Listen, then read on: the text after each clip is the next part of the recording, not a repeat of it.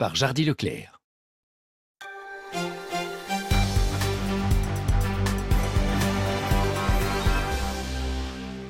Bonjour, il est midi, merci d'être avec nous en Lorraine. Dans l'actualité, c'est d'abord le Ramadan qui a débuté. Nous sommes allés voir comment les pratiquants se préparent à vivre ce moment essentiel de la vie religieuse. On parlera biodiversité et davantage forêt dans ce journal et notamment des changements climatiques qui menacent notre environnement. Nathalie Breda, directrice de recherche au centre INRA de Champenoux en Meurthe-et-Moselle, sera notre invitée en direct. A tout de suite. Et puis, nous ouvrirons le testament du roi Stanislas. Il a été remis au musée lorrain. Il s'agit d'un prêt temporaire. Voilà pour les titres, c'est donc le début du Ramadan pour les musulmans en France. Un moment essentiel dans l'année religieuse, des pratiquants qui se préparent à vivre ce moment de partage. Et progressivement, le Ramadan est devenu un moment phare pour le commerce local. On voit ça avec Jean-François Didier et Delphine Laondé. Le rush ce matin dans ce supermarché spécialisé oriental, 4 caisses ouvertes au lieu de 2. Pas de doute, nous sommes le premier jour du Ramadan. On a tendance à un peu plus consommer. C'est pourquoi c'est la gourmandise ? C'est pas vraiment la gourmandise, mais on fait une belle table pour le soir, voilà. Donc on a envie que cette table soit bien garnie. Dans le hit parade des ventes spéciales Ramadan, les fruits et légumes secs, les fruits et légumes frais. Menthe, coriandre, dattes, pastèques pour le repas. Une fréquentation et un chiffre d'affaires qui triplent, surtout au début du mois de jeûne. L'ambiance change aussi. C'est plus convivial, c'est la chaleur humaine, c'est les gens qui viennent, qui se rencontrent, les familles qui se rencontrent, voilà, ça se prépare entre eux, c'est autre chose.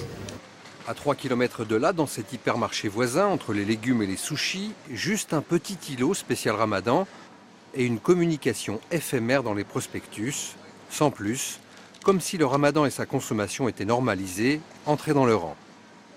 14h à la mosquée de Tomblaine, prière de la mi-journée. Cette année, les journées de jeûne seront plus longues. Le mois de Ramadan, c'est une école d'apprentissage de patience. La patience devant l'appel du corps, l'appel à la nourriture, l'appel à la boisson. Et donc le musulman apprend pendant ce mois béni à résister justement à cet appel corporel, à transcender un petit peu sa dimension physique pour donner plus de poids à sa dimension spirituelle. Dans ses prêches, l'imam appelle à la modération dans la consommation. Un bon ramadan, c'est aussi entre 3 et 8 kilos perdus. En bref, un accident de la circulation a fait un blessé grave entre Morhange et Rhodes en Moselle. Un jeune homme de 26 ans qui a percuté un arbre avec son véhicule. Il a été transporté en urgence absolue. Justice, en bref, également, avec l'avenir d'Henri Leclerc qui revient devant la chambre d'accusation de Metz. On reparle là du double meurtre de Montigny-lès-Metz et du renvoi de Francis Aume devant les assises qui avait été décidé en 2013. L'audience, à huis clos d'aujourd'hui, devra décider du renvoi également de Leclerc après ses aveux en 2012 auprès d'une clerc d'avocats. Notez également que le service de vigilance des crues prévoit une montée des eaux sur le cours d'eau de l'Orne suite à des orages annoncés cet après-midi. Elle serait d'une importance modérée, d'où une alerte vigilance jaune uniquement. Quels sont les risques qui menacent nos forêts, la sécheresse, les incendies, les bioagresseurs ? L'INRA, l'Institut national de la recherche agronomique, étudie les solutions pour l'avenir, pour préserver notre biodiversité. On va rejoindre sur le site de Champenoux, près de Nancy, une directrice de recherche de l'INRA. Bonjour Nathalie Breda. Le centre de recherche de Champenoux, qui est axé d'ailleurs sur la recherche forestière, on parle notamment aujourd'hui, lors de cette journée, du changement climatique. Mais qu'est-ce qui menace vraiment nos forêts ? Alors le changement climatique est une des menaces qui pèsent sur nos forêts, même en Lorraine, en particulier les risques liés à la sécheresse ou, comme on l'a vu ces temps-ci, des anomalies de pluviométrie qui, au contraire, peuvent engorger les sols. On peut aussi avoir des canicules ou des accidents, au contraire, de froid avec du gel. D'autres risques, vous les avez mentionnés, sont liés aux risques incendies qui sont en général couplés avec la sécheresse ou encore aux risques liés à des insectes qui arrivent soit parce que le climat se réchauffe, soit parce que l'homme les introduit accidentellement en France. On parlait tout à l'heure, je parlais dans le lancement de bioagresseurs. Quels sont ces bioagresseurs ? C'est ce qu'on vient d'évoquer ? Alors c'est ce qu'on vient d'évoquer. Nous avons des insectes, par exemple les chenilles processionnaires qui frappent beaucoup en Lorraine actuellement autour de Sarrebourg et du pays des étangs. On a aussi des scolites qui peuvent s'attaquer à des arbres affaiblis par la sécheresse, qui sont là aussi des bioagresseurs secondaires quand les arbres sont affaiblis. Et nous avons aussi des champignons qui sont présents dans le sol et qui peuvent coloniser, envahir et tuer les arbres en cas d'affaiblissement par des sécheresses. Alors je sais qu'à l'INRA, à Champenoux, vous étudiez toutes les solutions pour pouvoir venir en aide à nos forêts. Est-ce qu'il y a des solutions qui sont finalement à la portée de tout à chacun ? Alors ça, ce qui est à la portée de tout le monde, c'est de contribuer à la limitation du réchauffement climatique. Donc c'est plutôt le côté atténuation, comment limiter les émissions de gaz à effet de serre dans l'atmosphère. Sur le plan strictement de la gestion, de l'entretien des forêts, là c'est du domaine des gestionnaires de la forêt, que ce soit des gestionnaires publics ou privés, et nous travaillons à les accompagner dans les prises de décision qui doivent être anticipées par rapport à ces risques qu'on a évoqués et par rapport donc au maintien de la production forestière en France. Et c'est tout l'objet. Nous avons aussi... Oui, allez-y. Nous avons aussi la possibilité, enfin nous contribuons à sensibiliser les jeunes générations à comprendre ce qui se passe dans les forêts et à être capables de détecter les prémices des changements. Et par exemple, nous travaillons avec des collèges, avec le collège d'Inville-au-Jard, sur ces sujets. Merci Nathalie Breda, c'est justement tout l'objet de ce rendez-vous aujourd'hui. Merci à vous. Et puis attention, si ce n'est pas encore fait, vous avez jusqu'à ce soir, minuit, pour déclarer vos impôts sur le revenu en ligne et sur Internet. Sinon, vous le savez, il vous en coûtera 10% de plus. Un mot de sport et de cyclisme pour vous dire que le Vosgien Nasser Boigny s'est imposé hier après-midi dans la deuxième étape du Critérium du Dauphiné libéré. Une victoire en sprint, bien sûr. Nasser Boigny ému qui a tenu à dédier cette victoire à son idole, Mohamed Ali. Écoutez-le. Si je gagnais, je lui dédierais la victoire. C'est pas grand-chose, mais pour moi, ça l'est beaucoup. Parce que c'était une légende et voilà, je tiens à dédier ma victoire à Mohamed Ali. Là, je sens que la condition monte petit à petit et ce qui me motive, c'est les courses World Tour, le Dauphiné libéré, le Tour de France. C'est vraiment des grosses courses et c'est sur ces courses-là que je veux briller. Donc voilà, c'est ma 8e victoire de la saison, ma 4e en World Tour. Et je suis content, j'espère que voilà, il y a encore peut-être une opportunité après-demain. Donc on va donner le maximum. 12-13, vous verrez comment un ancien conseiller Info Énergie sensibilise le grand public à la consommation énergétique. Et puis on découvrira aussi Waza, une start-up qui met en relation des entreprises et des équipes de chercheurs.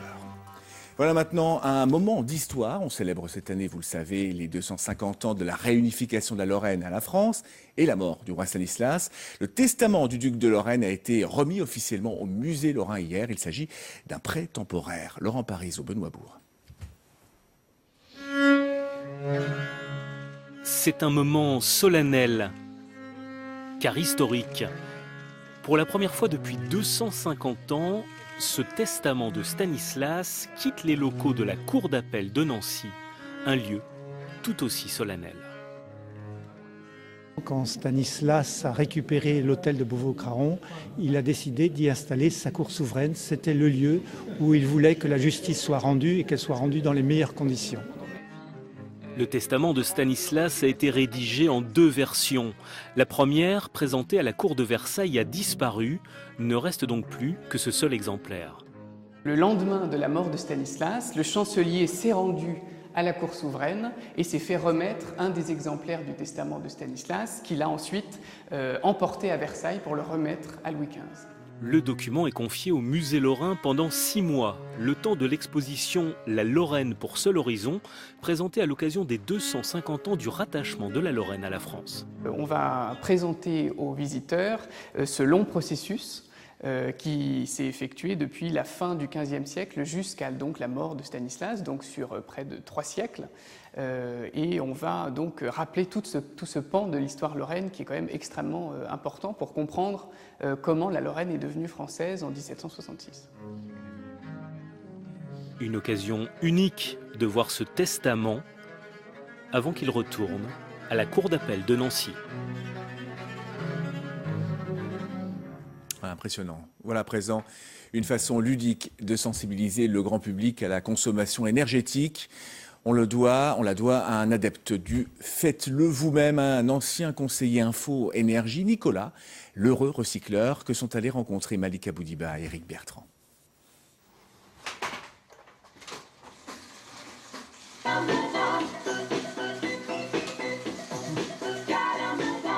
Ceci n'est pas une disco mobile, mais bien une installation électrique. Pour avoir le son, il faut pédaler 15 watts.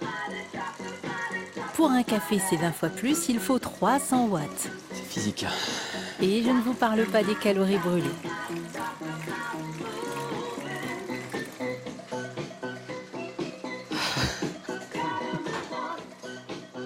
Ah, il est bon, il est vraiment très bon. J'ai monté ce vélo associé à la cafetière parce qu'on me pose souvent la question, est-ce qu'on pourrait alimenter nos besoins en électricité avec ces vélos? Les gens ont envie de faire des économies, pourquoi pas?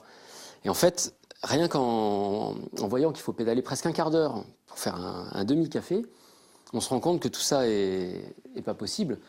J'ai fait le calcul, il faudrait presque pédaler 200 heures par jour pour compenser notre consommation électrique. Or, une journée, elle fait que 24 heures, et en plus, il faut dormir. Donc, clairement, c'est comme si on vivait, au niveau énergie, au-dessus de nos moyens. L'idée, c'est quand on a vu combien c'était dur de produire un café, j'espère que la prochaine fois qu'on appuie sur un bouton et qu'on utilise de l'énergie, on va repenser à ça et se dire que c'est vraiment très précieux ce qui nous arrive par la prise électrique et qu'il ne faut pas la gaspiller, bien sûr. Nicolas est un peu plus que bricoleur, réparateur et passionné de vélo. Ancien conseiller info-énergie, il a déjà eu plusieurs vies. Un maître en recyclage.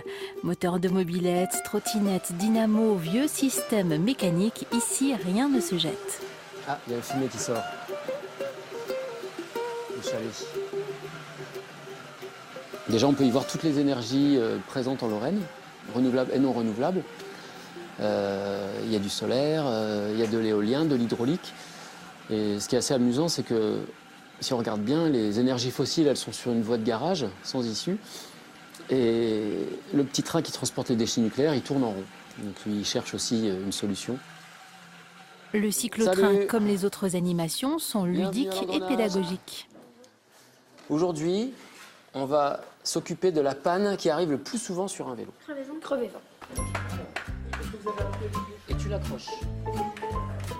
Voilà, et là c'est bon. Et tranquille, tranquille. Hein. Ça me fait plaisir de donner des petites étincelles comme ça, de les éveiller au bricolage. Voilà.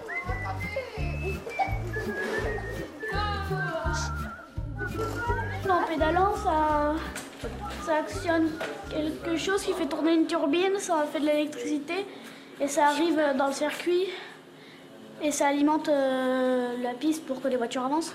Et si je peux leur donner envie de créer aussi, de détourner des objets, d'être inventif, voilà, vraiment j'aurais gagné.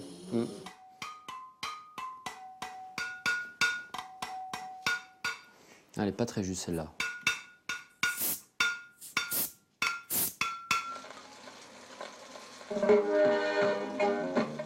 Détourner des vélos ou toutes sortes d'objets. Pour Nicolas, une histoire d'énergie, mais aussi de plaisir.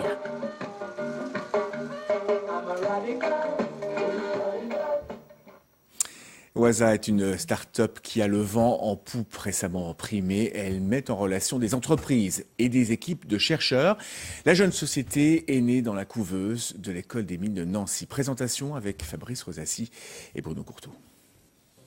De la matière grise à tous les étages. Nous sommes à l'école des mines de Nancy. En marge de leurs cours, ces étudiants travaillent sur des projets en lien avec des entreprises. C'est dans un labo comme celui-ci que naissent les innovations qui vont révolutionner notre vie quotidienne. Marion et moi sommes en deuxième année à l'école des mines. Donc nous sommes étudiants au département information et systèmes. Aujourd'hui, ce qu'on fait dans ce labo, c'est qu'on est sur un projet de recherche. On est en collaboration avec l'entreprise Essilor. Et donc ensemble, nous menons à bien un projet autour d'une communication entre smartphones et des lunettes à réalité augmentée. Parfois, entreprises et chercheurs ont du mal à se trouver. Salah Gamizi, un jeune diplômé de l'école, a donc conçu Waza, une plateforme qui permet d'identifier instantanément tous les acteurs intéressés par un même projet de recherche. Souvent, c'est hasardeux. C'est en fait les projets qui émergent, c'est dû à des rencontres au hasard ou des événements ou des circonstances exceptionnelles. Et ce n'est pas la norme. Et nous, avec Waza, on veut rendre ça normalisé, standard, classique et simple et accessible à toutes les entreprises. Une base de données en quelque sorte, immédiatement accessible, à laquelle entreprises et chercheurs peuvent se connecter très simplement.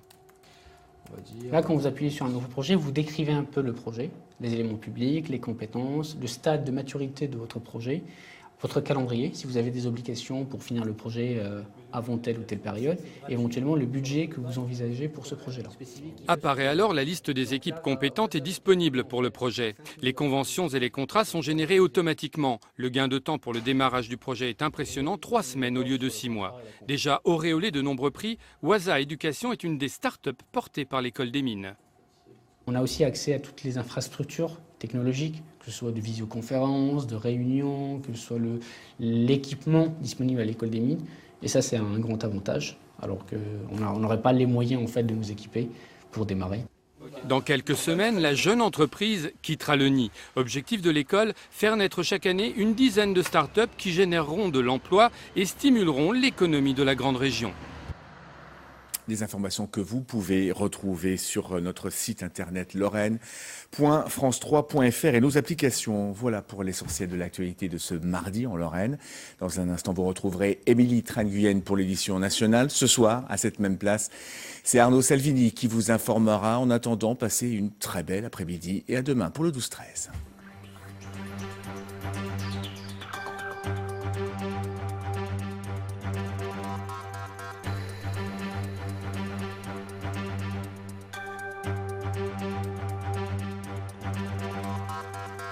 Retrouvez toute votre actualité régionale sur l'application France 3 Régions.